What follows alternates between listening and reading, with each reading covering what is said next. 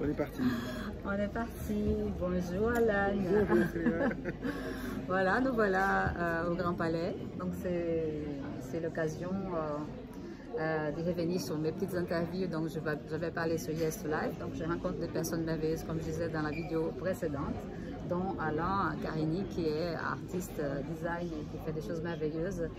Et donc j'ai eu l'élan de l'appeler à répondre à ces petites 3 questions de ce projet Oui à la vie, Yes to Life, qui existe depuis maintenant plus de 20 ans et auquel je tiens beaucoup. Donc c'est une occasion de développer ces questions existentielles.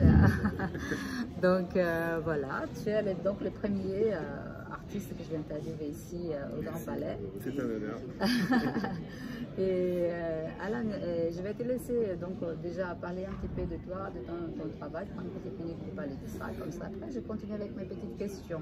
Alors, juste une petite question pour ceux qui ne me connaissent pas. Donc, je suis Célia Gouveac, je suis aussi artiste plasticienne. Et voilà, pour suivre donc les interviews de Yes to Life, il faut aller s'inscrire. Yes to Life, all is fine. À toi, Alan. Eh ben, déjà, merci beaucoup Célia pour cette opportunité. C'était un vrai plaisir de te rencontrer aussi en voyant ton art. Je pense qu'on s'est retrouvé des similarités. Moi, mon parcours artistique, il n'était pas prévisible à la base. C'était vraiment... j'ai eu d'autres parcours de vie, on va dire. J'ai été comédien à Los Angeles, j'ai travaillé dans le monde corporate après, derrière, dans le cinéma, mais derrière, un truc qui était loin d'être créatif, on va dire. Et suite à un accident de moto, ben, j'ai été immobilisé pendant plusieurs mois. Et je suis retourné à cette passion qui était innée en moi. Et pourtant, j'avais fait ça des études comme ça aux États-Unis, mais mes professeurs avaient dit continue. Tu es franco-américain. Franco-américain, oui. Franco-américain. J'ai grandi à Paris. Je suis parti à l'âge de 15 ans faire mes études aux États-Unis. Et j'ai poursuivi surtout des études d'histoire en parallèle de l'art.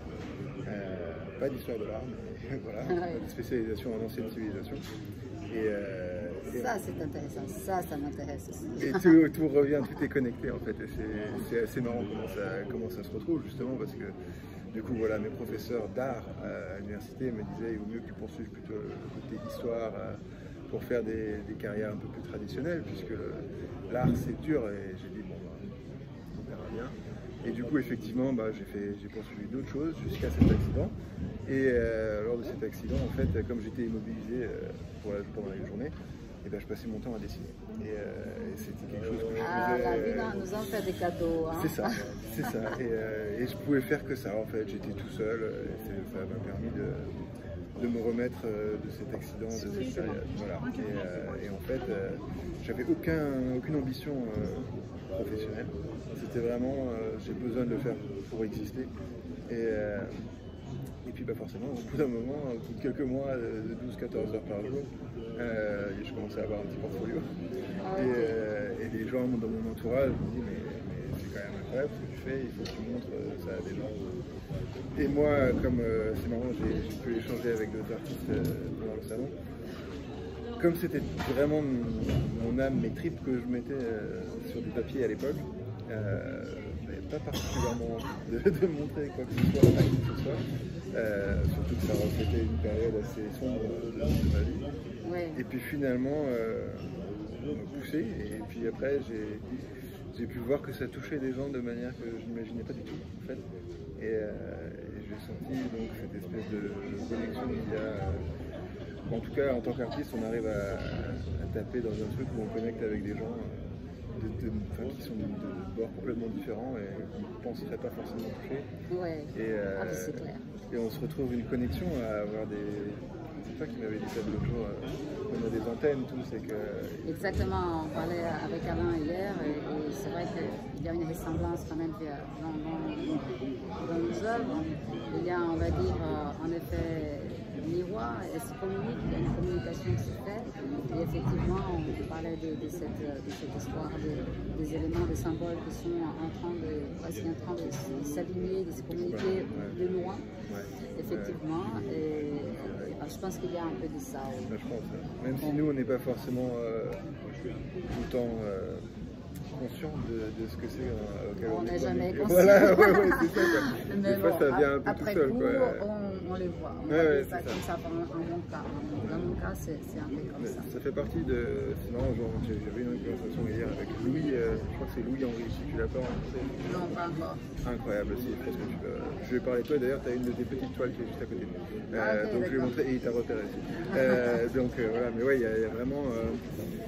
tu sais pas d'où ça va venir et où ça va t'amener, mais si tu es ouvert à ça et que tu... Voilà, c'est ça.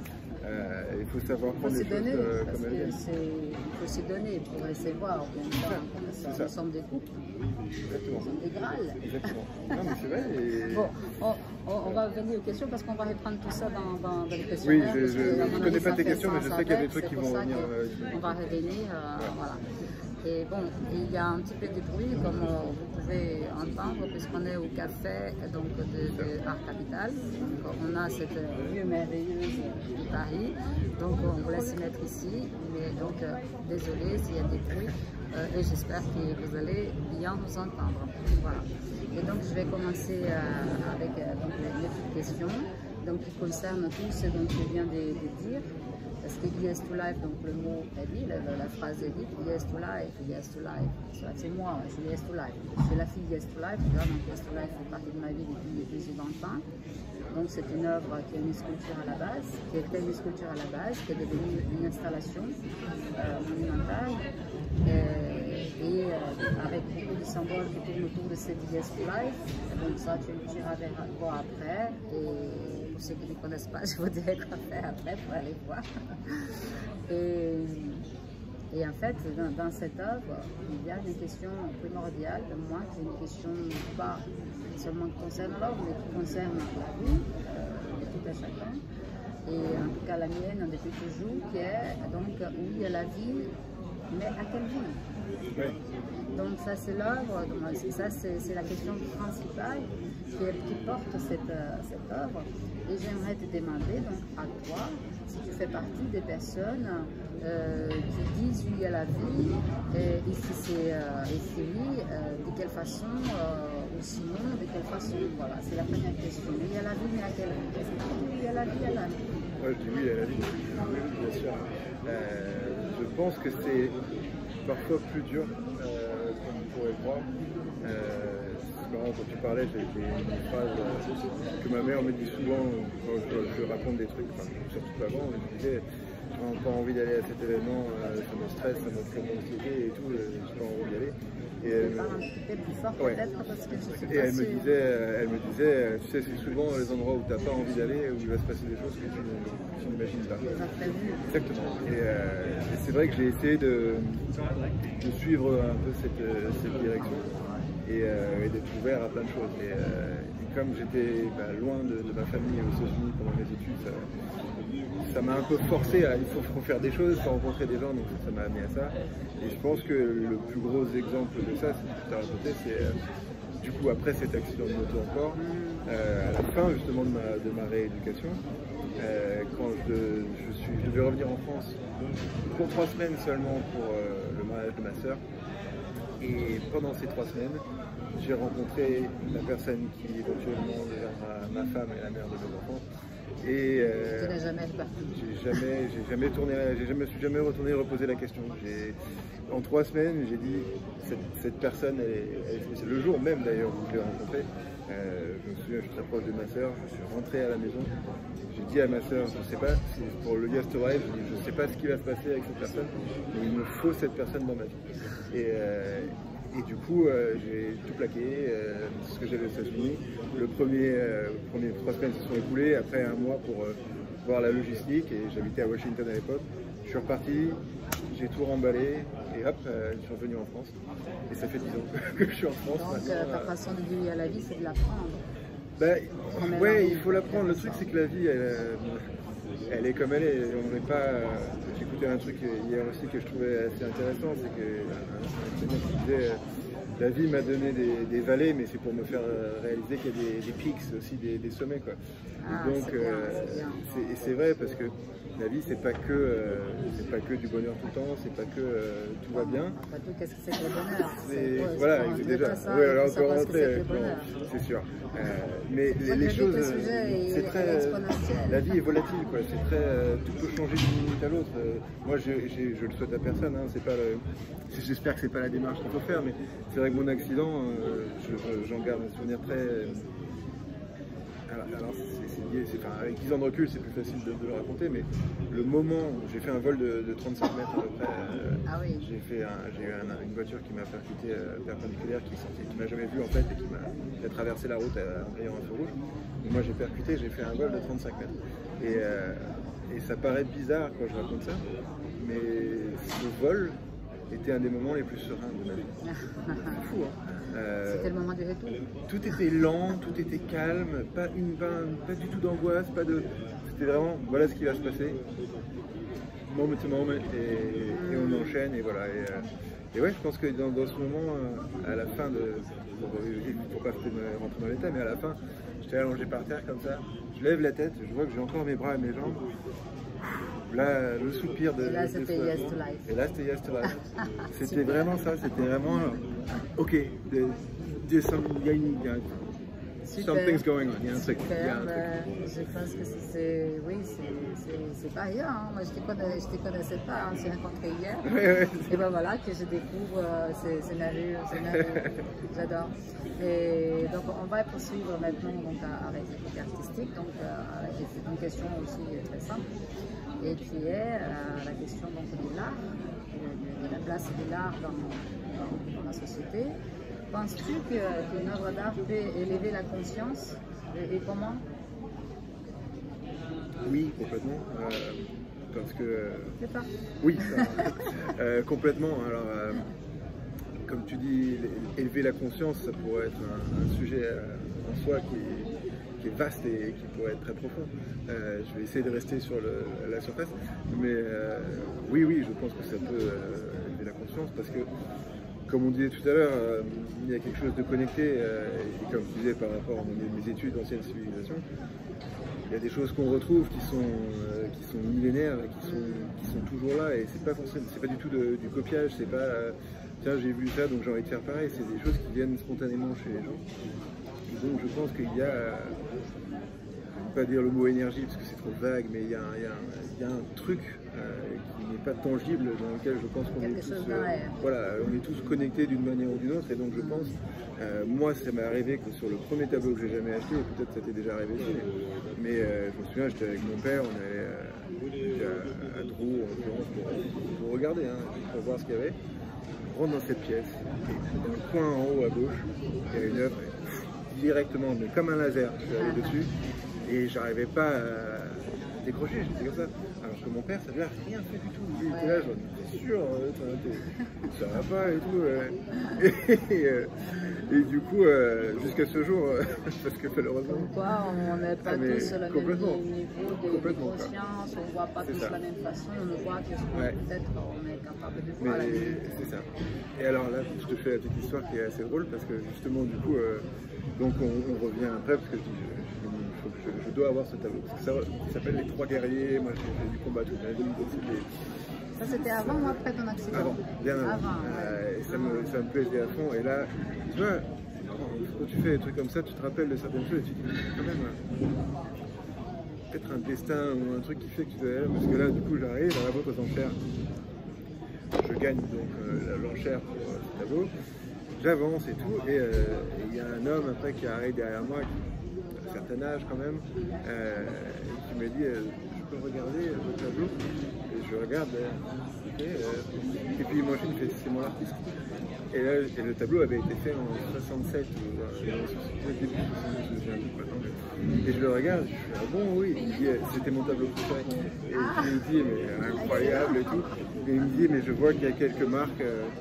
Si vous voulez, je peux venir chez vous et je le restaure. Et là, je suis là, mais oui, avec plaisir et tout. Et là, c'est génial parce qu'il est arrivé avec des posters de ses anciennes expositions, que plein de cadeaux signés. Et je suis là, Et il m'avait vraiment amené dans son univers. Bah, pour la petite, il s'appelle Antoine Duc, il est décédé maintenant, mais c'était un style presque. Je te laisserai découvrir. Je ne vais pas la catégoriser, mais ça pourrait te, je pense que ça te parlera aussi. Voilà. Et donc moi, ce truc-là m'a ça t'a fait comprendre quelque chose. Ça m'a tapé, ouais, dans la conscience. Donc je pense que c'était pour tout ça, long story short, comme on dit, mais tout ça pour te dire que je pense qu'un tableau ou l'art en général peut élever les consciences comme ça, même qu'on le veuille ou non, qu'on soit préparé pour ça ou pas. Juste l'impact peut être, on peut être prêt pour ça toute sa vie sans le savoir, et tout d'un coup on le voit. Et comme je te dis, ça peut le faire à quelqu'un et ne pas le faire à une autre personne à côté. Ouais. Et il y a quelque chose un peu de magique dans tout ça. Je ne sais pas si j'ai répondu comme tu voulais. Bah, écoute, non, moi je veux bien, moi je veux juste que tu répondes à ta façon. Je pense que oui, je pense que oui. La réponse en moment c'est oui. Très bien, bon, alors la dernière question, alors, elle est très, voilà, c'est l'actualité, c'est une question intemporelle, comme tous les autres d'ailleurs, mais celle-là encore plus parce qu'il concerne la société dans laquelle nous vivons aujourd'hui. Et donc ma question est, voilà, personnellement je trouve que c'est un très bouleversant dans lequel on vit aujourd'hui et vraiment nous réagissons tous de façon différente. Toi, qu'est-ce que tu penses de cette société, de ces mondes dans lesquels on vit aujourd'hui? Et est-ce que tu es bien dans ces mondes-là ou est-ce qu'il y a un autre monde dans lequel tu voudrais vivre? Et si oui, ça serait quoi? C'est complexe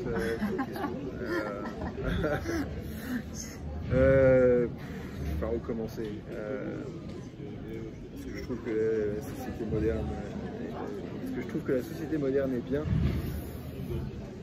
Il y a des choses bien dans l'ensemble. Je n'ai pas l'impression qu'on va dans la bonne direction en tant qu'humanité. J'ai du mal à m'y retrouver, moi, à sentir que je fais partie de cette société. Beaucoup des valeurs et des choses qui sont mises en avant ne sont pas les miennes, ne sont pas les choses qui sont importantes pour moi. Tellement de... Ça peut aller sombre parce que il y a vraiment des trucs... It's hard in the world right now. C'est dur, il y a vraiment beaucoup de choses qui sont beaucoup trop lourdes pour aborder de manière légère comme ça, sur une petite interview comme ça. Alors comment tu fais? Comment tu fais dans ce cas-là, avec tout ce que tu vois, comment tu réagis, comment tu te positionnes par rapport à ces mondes dans lesquels tu allais mais tu dois vivre dedans tout en étant dedans? Voilà, alors c'est marrant parce que presque involontairement, j'ai tendance à vouloir me refermer sur moi-même et à pas vouloir... parce que justement, comme j'ai pas envie je trouve qu'il y a assez de conflits, que j'ai pas envie de rentrer dans des débats conflictuels avec des gens, et surtout des gens que j'aime bien en plus, en général, et j'ai pas envie forcément de taper sur des sujets où on va s'approcher, des choses comme ça, parce que je trouve que surtout on a le droit à sa vision. Tu penses qu'il y a une fissure dans ta vie, il y a une fissure, une séparation avec les personnes que tu connais, c'est ça? Non, parce que justement, j'engage pas, je les laisse faire. Parce qu'en fait, moi j'ai un héritage qui vient de partout, en fait. Donc, ne serait-ce que les situations qui se passent à Gaza et tout ça. Tu l'as parlé, hein? Ouais, non, mais c'est super délicat parce que moi, je veux pas prendre de parti parce que si je pense à mon héritage, bah, moi, j'ai un quart de mon héritage qui vient de cette région du monde, et donc je ne peux pas take sides comme on n'a pas besoin de c'est ça, c'est l'humain le parti. Non mais il faut, voilà, si tu veux mon opinion, je pourrais peut-être couper ça, parce que c'est ce qui mon vrai problème avec la société globale. Il faut moins de religion, de laisser les gens faire ce qu'ils veulent, mais moins de doctrine religieuse. Ça a toujours été une forme de contrôle, Maintenant, ça prend des ampleurs. Ok, et si tu mets ça de côté, c'est ça, et si tu mets ça de côté, toi, qu'est-ce que tu fais pour que ta vie ne soit pas justement conditionnée par tout ça? Tu arrives à t'extraire de tout ça et aller vers ton chemin? Moi j'essaie de m'en extraire. Après, pas parce que c'est partie quand même, comme tu dis, on absorbe tout ce qu'on va faire.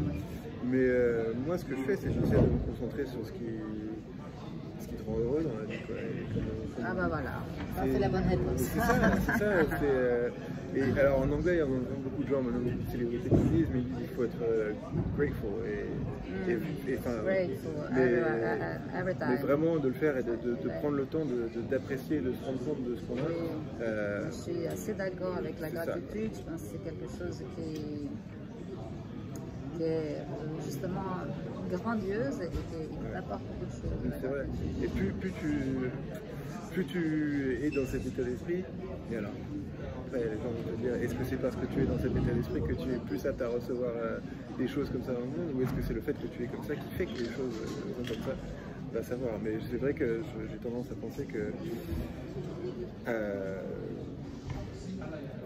the energy increases itself in that direction. Plus tu es dans la gratitude et dans le monde positif, plus les choses se passent comme ça. C'est fluide, il y a une certaine fluidité. Et dans l'inverse aussi, si tu es toujours dans la négativité, il se passe des trucs de plus en plus pourris. Ouais, mais c'est pas facile de jouer l'équilibre. Je sais, je suis bien d'accord avec toi que c'est un petit peu complexe d'essayer de trouver, ou de lâcher, ou de prendre, ou de laisser faire.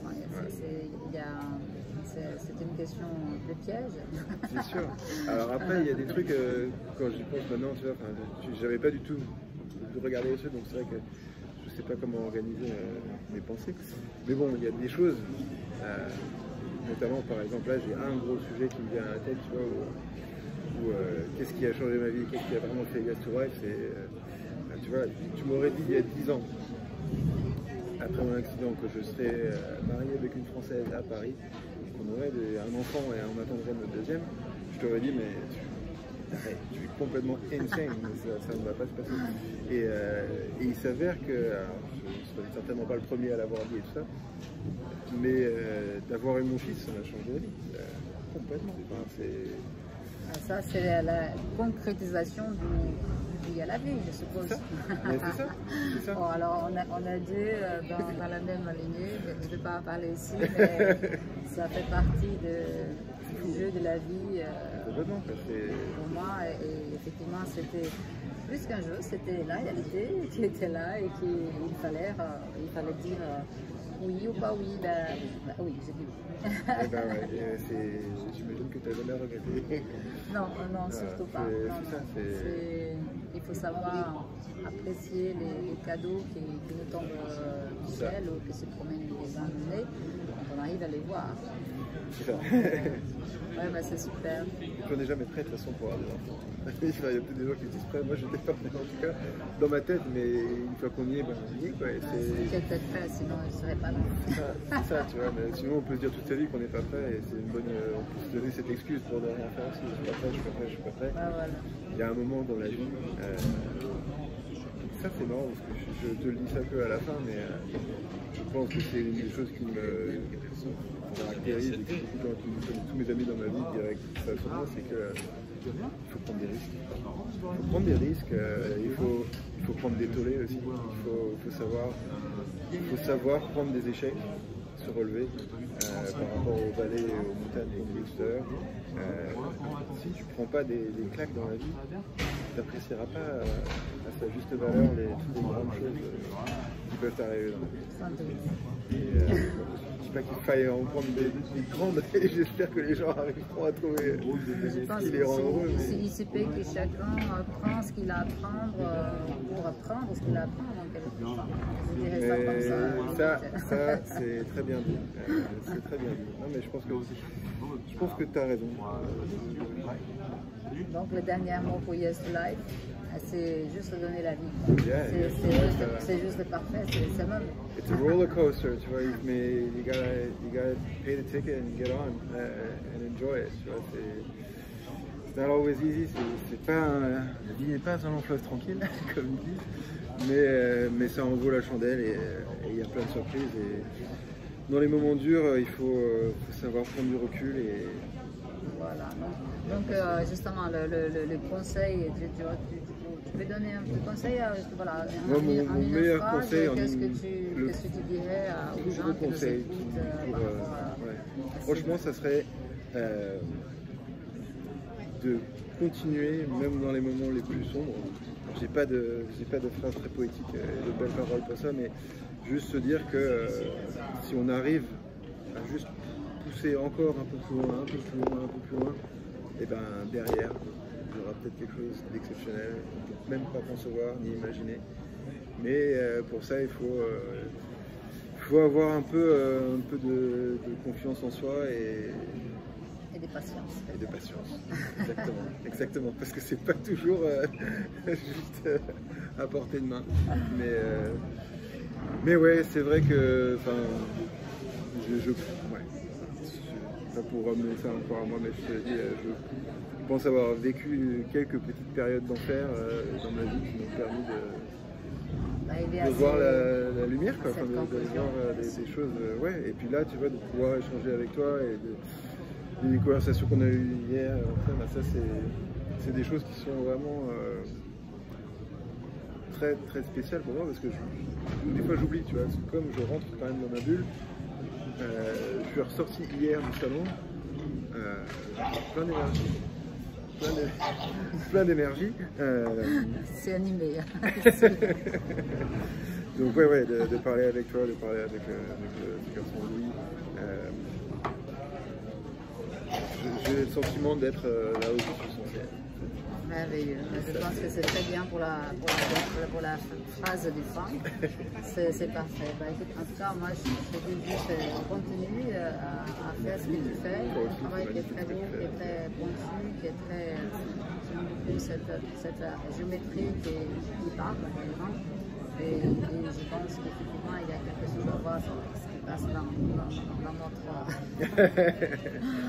notre belle sphère, dans notre bel univers. L'univers est géométrie aussi. Exactement, la géométrie. Et donc, écoute, en tout cas, j'espère te croiser. On restera là encore jusqu'à dimanche et on va continuer en contact. On va se croiser sur d'autres salons. Avec grand plaisir. Et peut-être qu'un jour on les trouvera même ensemble. Pourquoi pas, ça pourrait être très sympa. Avec grand plaisir. Je te remercie infiniment pour tes réponses. Merci à toi de m'avoir proposé cette opportunité. Je poserai ton adresse sur internet, sous de la vidéo. Et après, tu pourras partager aussi si tu veux dans tes réseaux. Et puis voilà. Et merci beaucoup. Merci à toi. Franchement, c'est trop cool. Je te remercie. Et voilà, au revoir de Paris.